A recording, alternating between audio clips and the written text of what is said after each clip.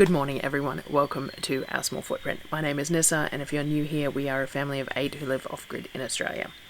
Now, the intent this month was to do Vlogmas and to do daily sort of Christmas themed videos, and I just didn't have time to plan it, and then I have been inundated with end of year admin type work and things like that, and it has just gotten away from me. So unfortunately, the whole daily vlogging thing has not happened, though it might in the second half of the month. Once I come back from the groceries, it should probably for that last fortnight be pretty much daily, because we'll do all the last minute Christmas craft and all the extra cooking and the sugar cookies and the gingerbread man and the salt dough ornaments and whatever else we plan on doing, all the preparation for Christmas Day food, you know, the homemade jellies and the trifles and things like that. So all of that will be shared in the latter half of the month, but realistically the beginning of the month is a little bit less Christmassy because it's about the planning purpose of it. But I also have had a lot of typing work to get done, because I'd imagine that the people that I'm typing for are going on leave over Christmas, so they're catching up as well. So normally I would have a whole lot of garden stuff to share too, but we all know how that is working. I have the hamper tomorrow, so I will share that tomorrow, and then I'll do my normal chat on Sunday and give you an update on some of the success that's been going on in the garden. We have had some little bits of success at the moment, you know, leave it to Sunday and maybe not so much, but we have had a few bits and pieces of success there, so I will share that as well. Other than that, I'm not sure what's going on next week. Next week is shopping trip, so we will have a planning video and things like that. But we will see what we get done when we get it done, and that's just the way it's going to be. So, today's video is mustard. So I use a lot of mustard in a lot of my cooking. I use it as a rub over smoked meats. I use it in my mayos. Christmas time I always make a big potato salad, which is really nice if the mayo has mustard in it. We'll do a pork roast smoked, which has the mustard rub over it as well. And I've been a bit slack lately and haven't been making mustard just because I haven't got around to it. So I've just been using mustard powder with a bit of vinegar as an alternative. Today I decided to just do it and make some mustard up. So I've got 3 different types of mustard to share with you. And before I share that with you, I made bagels for the first time in months yesterday. So sourdough bagels. So I thought I'd bring you along, for anyone who hasn't seen them before, in a quick outline of how I make those, and then all the process to get the mustard started. So hope you enjoy watching again today, and I will see you again tomorrow with the hamper, next day with the chat, and then we'll see how the week progresses. Thank you everyone for joining me again.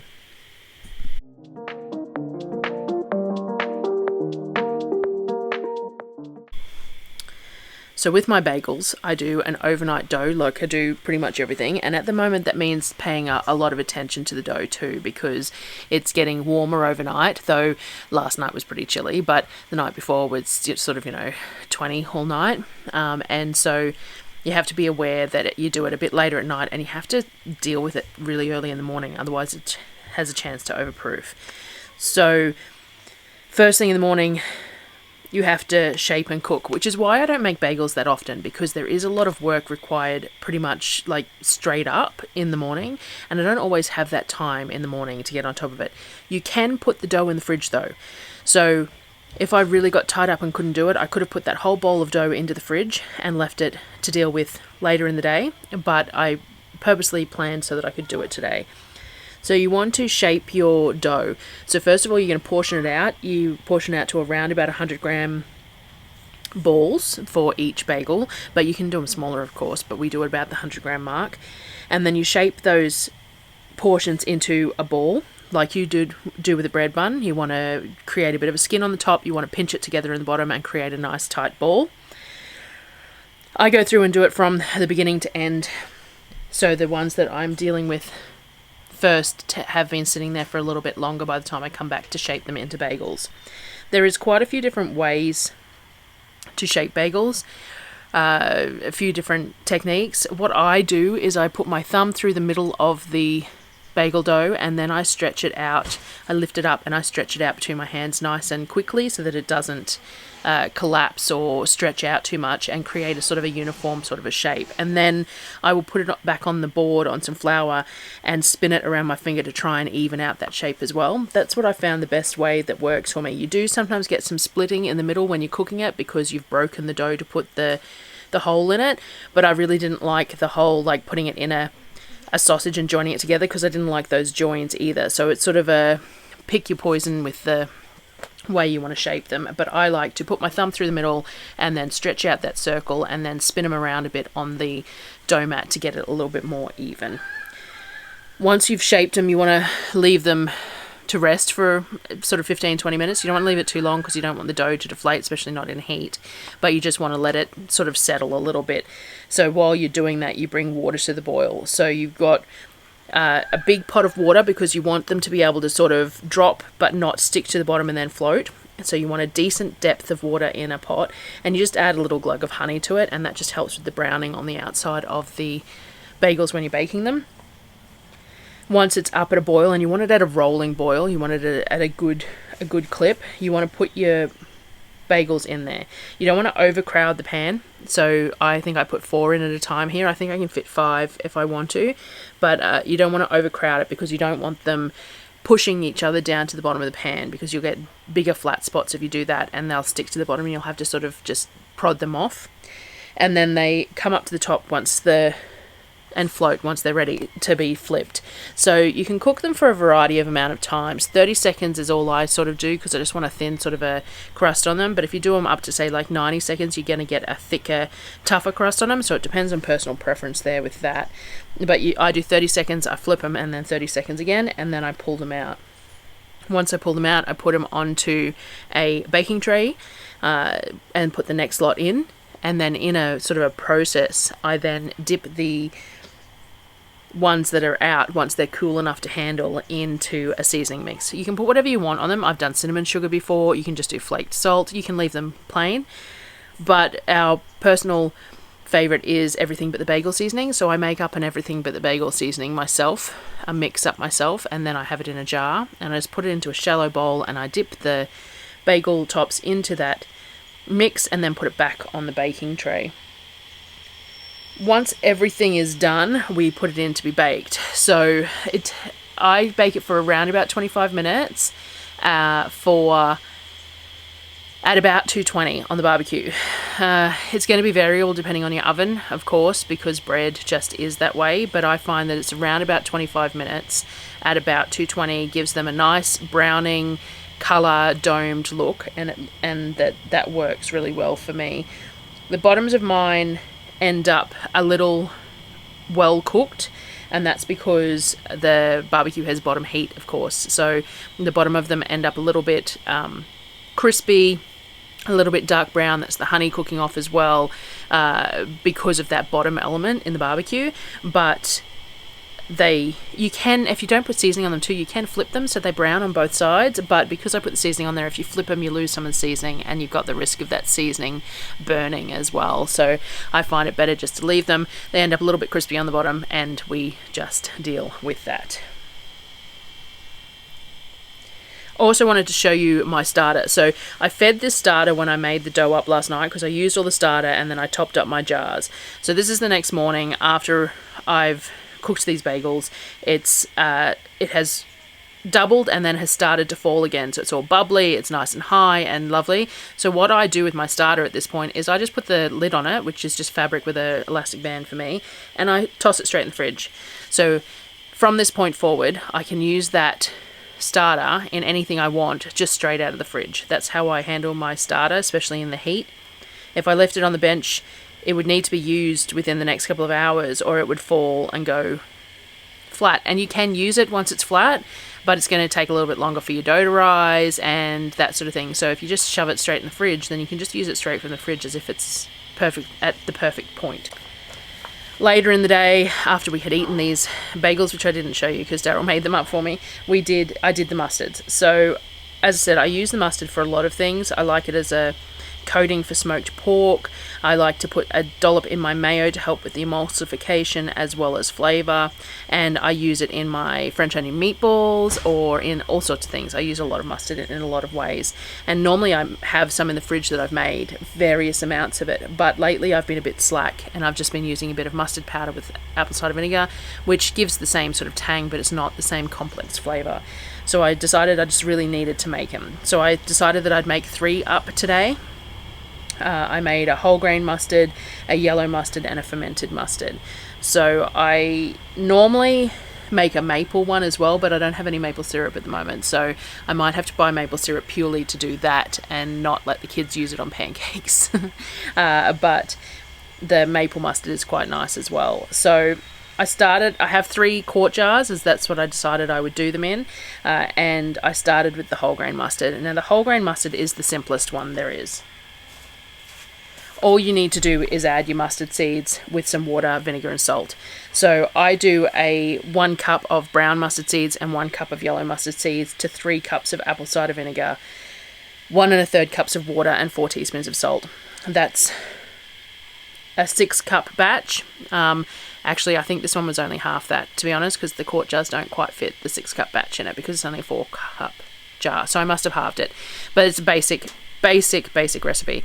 I then let it sit on the bench for a couple of days depending on the temperatures, and once it's done that, I actually blend it a little bit because I crack those mustard seeds and it will thicken up a fair bit more. It's still going to have some whole mustard seeds in there, and it's still going to have lots of texture to it like a whole grain mustard, but it's going to have a bit more of an emulsion factor to it. It's going to be spreadable and things like that.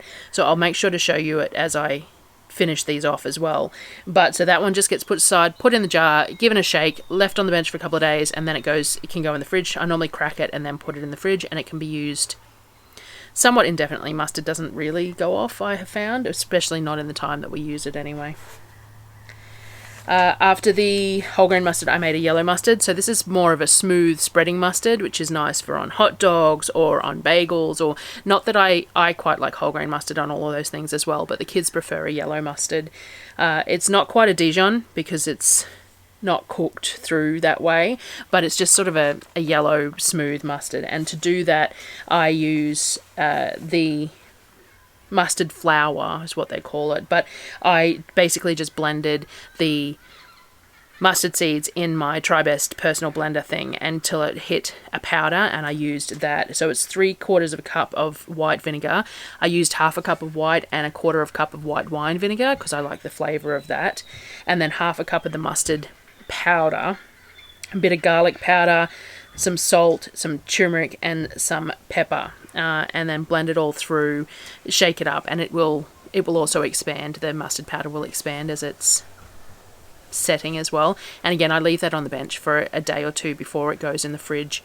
Give it a mix, give it a shake, let it sort of set those flavors. A bit like anything that has a vinegar in it, the longer you let it age, the more mellow it's going to be instead of that really harsh sort of a flavor. So it will sit on the bench for a couple of days, and then after that point it will go into the fridge as well to be used in whatever purpose we use it. I'll probably transfer it into a slightly smaller jar when I do that as well.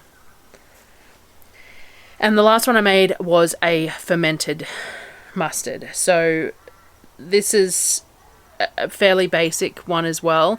I did 150 grams of mustard seeds. I did 2/3 yellow, 1/3 in the brown, because the brown's a little bit spicier than the yellow mustard seeds.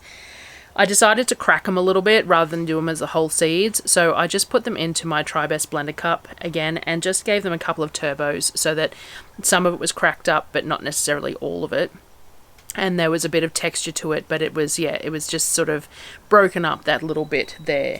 I added 10 grams of salt and 1/2 teaspoon of turmeric. I also added a drizzle of my fermented garlic and honey and a couple of the cloves in there.